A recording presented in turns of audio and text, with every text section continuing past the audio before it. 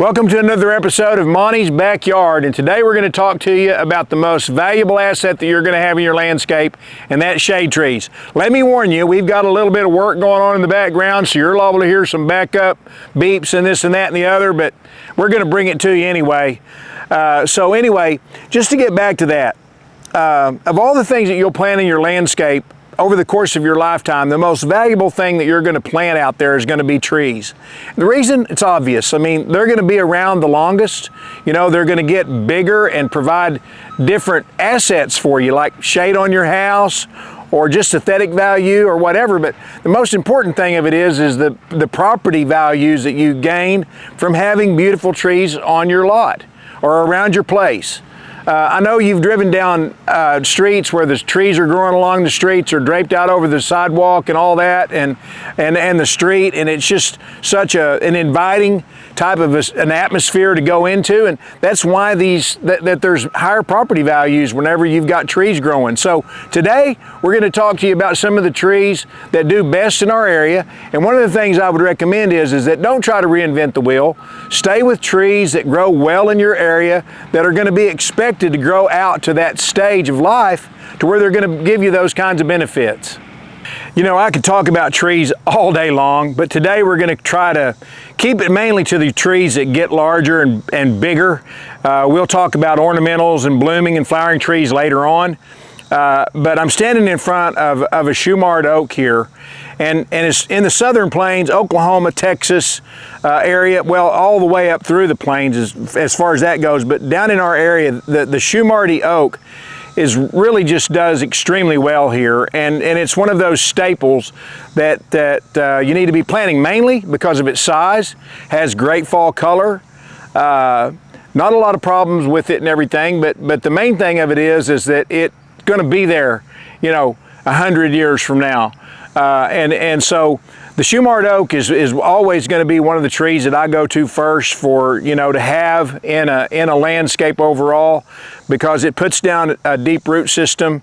Like I said, it has a great fall color to it, and stands up extremely well to the heat. Today we've just been through a couple of 103-degree days here, and you can see that this tree here, it hadn't even phased it. So that's what you want to do, is select trees that will grow well in our climate, and Shumard Oak is definitely one of those. I'm going to move over here too and show you another tree that I like real well, and it's this is called a golden Rey Elm, and it's a tree that of the elms, and of course elms are just like the oak in that they're tough. I mean, they stand up to our heat, our occasional drought, like we're in a drought right now. But you can see by looking here at this golden Rey Elm that it throws off a really bright color in the landscape. It doesn't look healthy actually a little bit, but it is intended to be more of a golden Rey. So once again, this tree here was one of them that I kind of picked out of the cold. You can see that it's leaning there in the way it was, but I thought it adds a little bit of character to things and everything, and I didn't want to throw it away, so took it out here and planted it, and you can see that it's doing well. But this one's golden Rey, and there's a lot of different elms that we can get into and talk about, and we will. But elms in general are a good tree to be planting, to be planting in the southern plains and Oklahoma, Texas region. So the golden Rey Elm here. Another tree that I really do like, and it's going to be considered a mid-range size tree. It's not going to get as big as your oaks, even some of your elms or maples or different ones, but it's been real popular in the last few years, and it's the Chinese pistache. And once again, nothing really bothers it, likes the heat, it's totally fine in a drought. But the main thing about Chinese pistache is that its form. Its form and its color in the fall. But with a Chinese pistache, you're going to have a tree that's going to be generally going to reach 35, maybe 40 feet in height, with a spread of somewhere around 25 to 35 feet. And fairly round in nature, in its habit.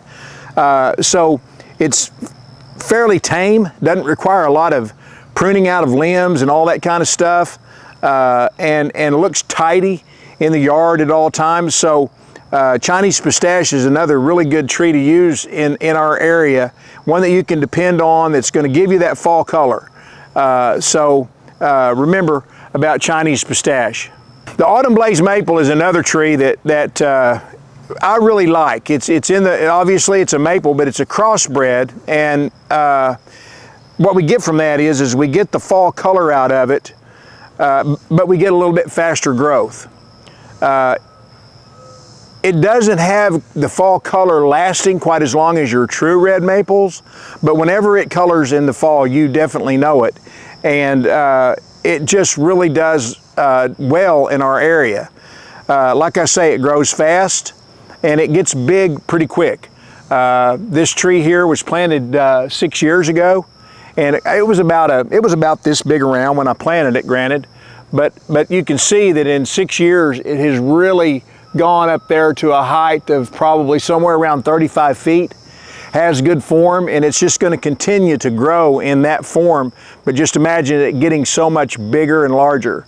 Really, the autumn blaze maple is one of those, though, that needs a little bit more space.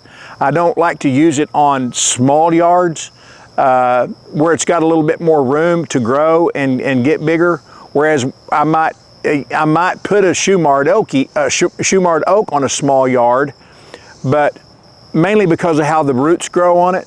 And I just don't want to take a chance of having this in a cramped area where we've got more roots on top of the ground.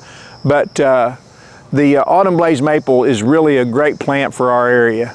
Another oak that I really, really like is the Sawtooth Oak. One of the main reasons I like it is because it's the fastest growing oak that I've grown or been around, and it just really does grow at a good rate with a really consistent form, much like this guy, more upright, pyramidal. Really not a whole lot for fall color if you're looking for bright reds and yellows, but it does turn a really pretty golden brown. And I know you say brown, that's not too colorful, Mont, but when it's mixed in with other stuff, other trees of putting on color, it just really does show up nicely in the landscape. But once again, a tree to be selected for our area where we have the heat, where we have the occasional drought. This tree doesn't miss a lick, and Sawtooth Oak, you could never go wrong with it. So remember the Sawtooth Oak for a lot of different applications. I like it for you ranchers, farmers, people like that out there. I've talked about autumn blaze maple. This is another good tree here to put out in the pasture. To let it get big to shade livestock and stuff like that too. That's not going to be brittle in ice storms quite as much. Has a really pretty serrated leaf on it and everything that is kind of unique and elongated. But Sawtooth Oak's another great tree for our area. Another tree that I like real well, and not used a whole lot, but it's the blackgum, and this is Nisa.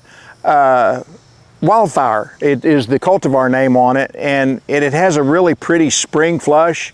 The wildfire, it gets its name from the red flush that you get from it. Once again, going through the summer like this and then going back into a really pretty red color in the fall. And out in the eastern hardwoods, I mean, some of the most beautiful trees that you'll see out there, along with sugar maples and those, is the blackgum, a Tupelo, otherwise known too. But a little bit slower growing, but you can tell that this cultivar is very, very much consistent in its shape and the way that it grows. And another good tree if you're looking for something a little bit different that will do well for you, the blackgum's a good choice. And we talking a little while, just a second ago, about the Shumard Oak too. You can see one here that's the form of it from a little bit further distance away, and that tree right there is going to be approaching a 35-foot tall range too. And once again, it was planted about 6 years ago, so it hasn't been there that long. It was a pretty good sized tree when I planted it there, but it's probably bumping 9-inch right now. When I planted it was about a 4-inch, so I'm getting about almost an inch caliper per year out of this tree. And with a height of 35 feet. And this guy here, whenever it colors up in the fall, it's just brilliant red. So once again, another look at a Shumard Oak there. Another thing too, we get right over here, one of our mid-range trees that I like real well, that does well in our area. Once again, the drought, the heat, and all that kind of stuff. But your golden rain tree, the golden rain tree is more of an ornamental. It's not going to get near as big as some of these other trees, but it's the one that you'll probably see if you're looking at this about this time of year. They've got the big gold blooms all over the top of it, and it grows irregularly, but a great tree to plant out there where you just want something to look a little bit different or do something a little bit different. But I really do like golden rain tree because you'll learn that I like stuff that's tough.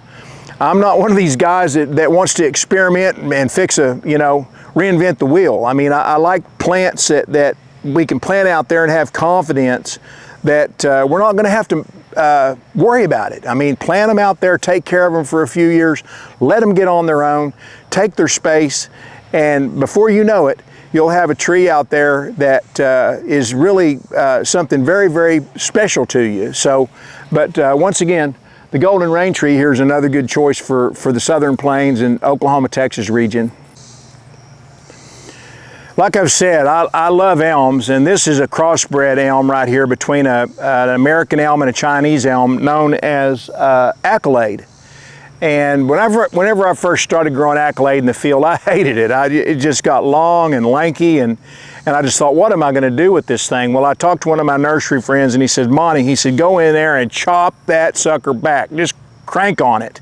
And I just thought, man, why? I mean, but he said, just crank on it. He said, because then it'll get more of a heavy body, and it won't stretch so much, and you'll see a really nice tree develop out of it. And since then, and since I started doing that, Accolade Elm has been one of my favorite elms to grow. And you can see by looking at it here after we've been through a little bit of, like I said, heat, drought, and everything, just how deep green this tree is, makes an excellent shade tree. I mean, I don't think that you could really pick a tree out that's going to grow faster, that's going to be of just shade value. Has some pretty yellow fall color to it, doesn't last very long, but once again, getting back to the farmers and ranchers out there, if you're looking for things that you can use for shading livestock and everything, this Accolade Elm is just perfect for that.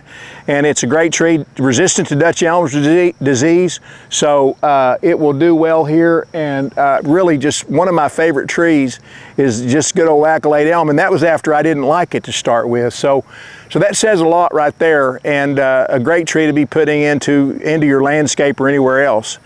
Like I said, I could talk to you about trees, and I will be talking to you about trees, but we can't get it all in one deal here. So we're going to kind of we're going to break it off right here. Next time we'll get to a few more larger size growing trees, and we'll start talking about some more of our ornamentals like crab apples, red buds, other types of blooming trees, even dogwoods. So we'll be getting back to you, but thank you for joining us for another episode of Monty's Backyard. And remember that every garden's different and every gardener's a friend. We'll see you next time on Monty's Backyard.